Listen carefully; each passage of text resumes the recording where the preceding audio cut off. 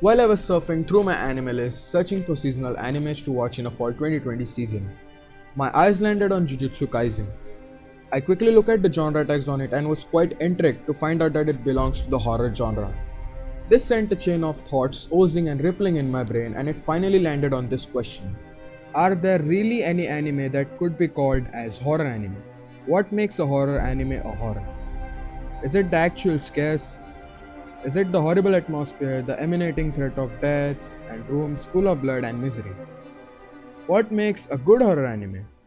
But before getting into the video, I would like to get this straight right off the bat. This is just my opinion about the horror genre. This can be subjective for person to person. I have seen quite some handful of shows and movies, both anime and non-anime, that people have recommended to me, and some quite good titles, and that is why I want to make this video because this question intrigued me.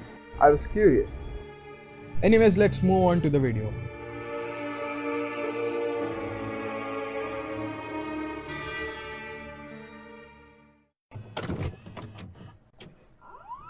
Horror is one of the most popular genres in film and television, taking audience by surprise and drawing on their worst fears. We have seen plenty of horror anime take the anime world by storm as well, including another, Higurashi and Kiseiju Sei no Kakuretsu, just to name a few. Yet compared to another genres in anime such as comedy, slice of life, shonen horror is vastly underrepresented and underrated.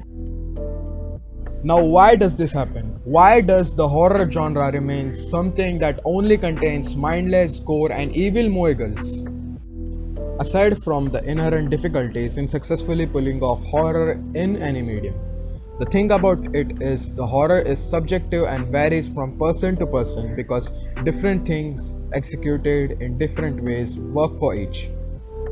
For me, my go is psychological horror because anything mental or introspective just gets me. Gore, shock value, and ghost stories have long stopped phasing me. I'm desensitized in a way since I have seen so much, not just in anime. I still remember when I saw Perfect Blue and the lasting impact it made on me, the dark storyline, and the way it blew me up was amazing.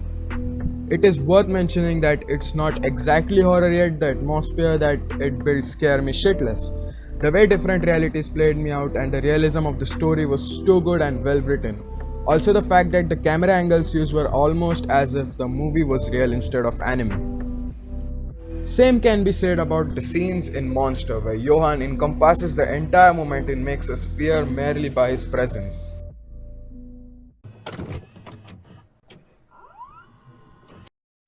Shinsekai Yori, even though it's not a horror focused anime, the series has a lots of horror elements.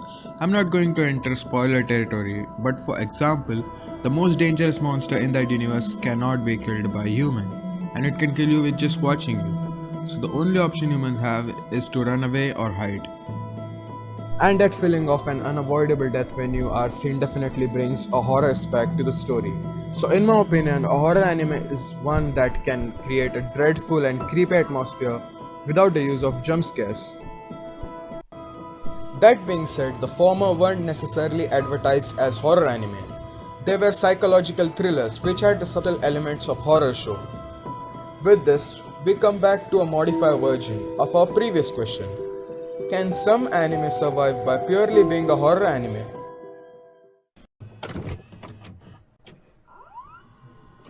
You might have read the works of Junji Ito in manga form. I was too scared to even be alone in my room after that, but when it got adapted into an anime by Studio Dean, it almost lost its flavor and I didn't get scared by it at all. It was a failed adaptation. The animation was decent and it even followed the manga pretty closely. So why did it fail? The fault lies in the medium itself.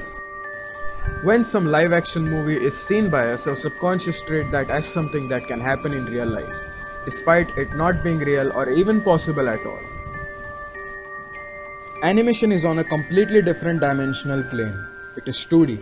Despite making innumerable attempts to visually look as good as its live action counterpart, our brain translates it to not being real at all and thus shattering its image. Now you would argue that if games, novels or even manga can scare you, why can't anime do the same? Here I would say that in those, the user plays an active role by playing or visualizing them. The best example of this trope would be the Cops Party game. I remember being extremely terrified while playing it, despite it being a pixel game. Running through the hallways and those jump scares and atmosphere, everything complemented each other to provide the user with the peak user experience. But the anime version of it failed to do so despite following the same path. In case of mangas, this is because it is extremely hard to pull off jump scares in an anime format. That is why a lot of anime adaptation of horror mangas are not that good, because thanks to the turn the page aspect of mangas, you can actually pull off jump scare quite easily without feeling predictable.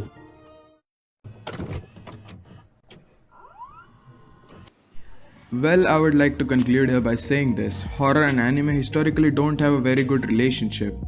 True horror anime is very hard to pull off, not to mention the fact that most anime is either based on manga or light novels. And the kind of horror that works in those medium doesn't translate very well to an animated medium. Plus, horror is generally a very niche genre, and in an industry like anime, taking risk on things like that isn't worth it most of the time. So that's it for today's video. Hope you enjoyed this video and make sure to like and subscribe.